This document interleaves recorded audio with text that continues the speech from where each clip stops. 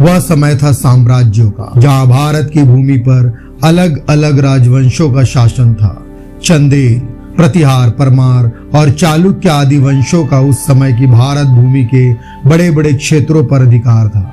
इन्हीं वंशों में एक वंश हुआ चाहमान वंश, जिसे संपूर्ण भारत का इतिहास चौहान वंश के नाम से ही जानता है। चौहान वंश की स्थापना वासुदेव द्वारा 551 ईस्वी में सपाल दक्ष के क्षेत्र में की गई थी। वासुदेव को ही चौहानों का आदि पुरुष भी कहा जाता है, जिनकी प्रारंभिक राजधानी अहिचक्षत्र थी। इस वंश में अजय राज चौहान हुए, जिन्होंने 1113 में अजमेरू यानी अजमेर की स्थापना की थी। अपने ही वंश के महाप्रतापी पुरखों अजय राज चौहान, विग्रह राज चौहान, बीसल देव चौहान और अर्णोराज चौहान आदि की वीर गाथा सुनते पृथ्वीराज चौहान तृतीय का जन्म 1149 ईस्वी में गुजरात के पाटण में हुआ था। 16वां बार अफगानिस्तान के गौर के मोहम्मद गौरी को धूल चटाने वाले जिस पृथ्वीराज चौहान तृतीय की हम बात कर रहे हैं, उन्हें ही समूचा भारत महाराजाधिराज राज पिथौरा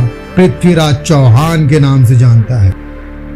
हम सम्राट पृथ्वीराज चौहान के बारे में जितनी भी जानकारी रखते हैं, वह सब पृथ्वीराज रासो नाम के महाकाव्य पर आधारित है, जिसके रचयिता स्वयं उनके ही मित्र कवि चंद्रबरदाई ने लिखी थी। पृथ्वीराज चौहान में बचपन से ही वीरता कूट कूट कर भरी थी। बचपन में एक बार तो उन्होंने खूंखार सिंह का मर्दन किया था। पृथ्वीराज चौहान के पिता महाराज सोमेश्वर थे, जिन्होंने तत्कालीन दिल्ली का, जिसे आगे चलकर दिल्ली कहे जाने वाले क्षेत्रों के राजा अनंगपाल द्वितीय की इकलौती बेटी कर्पूरी देवी से विवाह किया था, जो पृथ्वीराज चौहान की मां थी।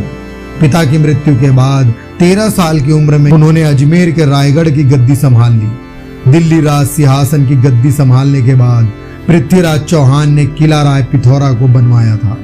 कहा जाता है कि पृथ्वीराज चौहान 6 भाषाएं जानते थे। इसके साथ ही उनको मीमांसा, वेदांत, गणित, पुराण, इतिहास, सैन्य विज्ञान और चिकित्सा शास्त्र का भी ज्ञान था। विरासत में पृथ्वीराज चौहान ने एक छोटे से राज्य अजमेर को पाया था, लेकिन उस अजमेर की सीमावर्ती क्षेत्रों पर धोखेबाज सामंत और दुश्मनों ने कब्जा कर लिया था। अजमेर की गद्दी संभालने के बाद पृथ्वीराज चौहान अपने साम्राज्य विस्तार में लग गए और अजमेर की सीमा को उन्होंने वर्तमान राजस्थान, हरियाणा, दिल्ली, पंजाब, मध्य प्रदेश और उत्तर प्रदेश के कुछ हिस्से तक फैला दिया। धीरे धीरे सम्राट पृथ्वीराज का यश संपूर्ण भारत में फैल गया था। पृथ्वीराज चौहान की तरह उनकी सेना भी बड़ी बलवान थी। इतिहासकारों के मुताबिक 300 हाथी तथा 3 लाख सैनिक पृथ्वीराज की सेना में शामिल थे। इनमें बड़ी संख्या में घुड़सवार भी शामिल थे। साहसी और युद्ध कला में निपुण सम्राट पृथ्वीराज चौहान बचपन से ही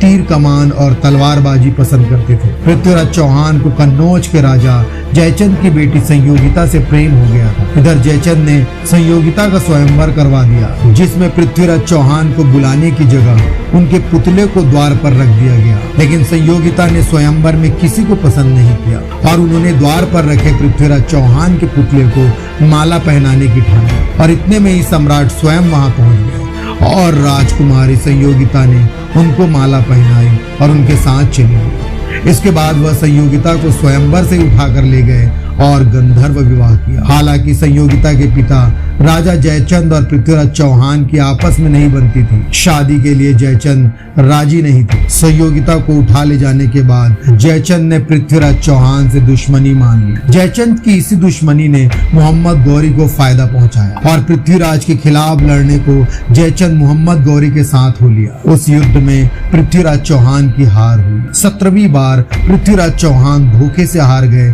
और मोहम्मद गौरी उन्हें बंदी बनाकर अफगानिस्तान ले गया। पृथ्वीराज चौहान के साथ उनके राज कवि चंद्रबरदाई भी गए, जिनका ये दोहा तो आपने सुना ही होगा। 4 बांस 24 गज, अंगुल अष्ट प्रमाण, ताऊ पर सुल्तान है, मत चुके चौहान। दोस्तों, कहा जाता है कि पृथ्वीराज चौहान ने अपने नाना से शब्द भेदी बाण चलाना सीखा था, मगर कहीं कहीं ये बात भी कही जाती है कि उन्होंने ये विद्या महाभारत के शापित पात्र और गुरु द्रोण पुत्र अश्वत्थामा से सीखी थी।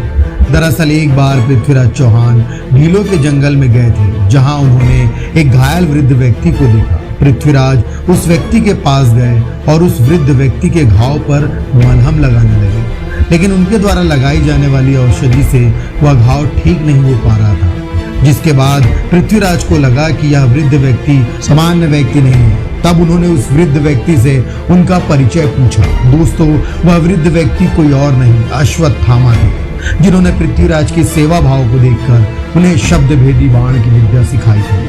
अपनी इसी विद्या और चंदर बरदाई के शब्दों को सुनकर उनको पता चल गया कि सुल्तान किस तरफ बैठा है, और उन्होंने एक शब्द भेदी बाण चलाया और मोहम्मद गौरी को मार गिराया। इसके बाद चंदर बरदाई और पृथ्वीराज ने एक दूसरे के प्राण केवल इसलिए ले लिए क्योंकि उन्हें किसी अफगान और विदेशी आक्रांताओं के हाथ मरना गवारा न था। उन्हें तो केवल अपना स्वाभिमान प्यारा था। दोस्तों, आज का ये एपिसोड कैसा लगा जरूर बताइएगा और सब्सक्राइब कीजिएगा फॉर बियॉन्ड नॉलेज चैनल को। धन्यवाद। तो मिलते हैं नेक्स्ट वीडियो में।